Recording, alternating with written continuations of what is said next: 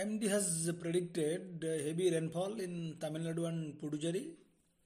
Thunderstorm with light to heavy rains is likely at many places over Tamilnadu, Puducherry and Korakali in the next 3 days due to low pressure areas over central parts of South Bay of Bengal, which is likely to intensify into a depression.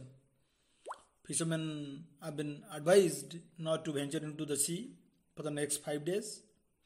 Squally weather with wind speed reaching 45 to 55 km per hour, gusting to 65 km per hour is likely to prevail over southwest Bay of Bengal and adjoining west central Bay of Bengal. Bureau reports, Kalinga Chronicle TV.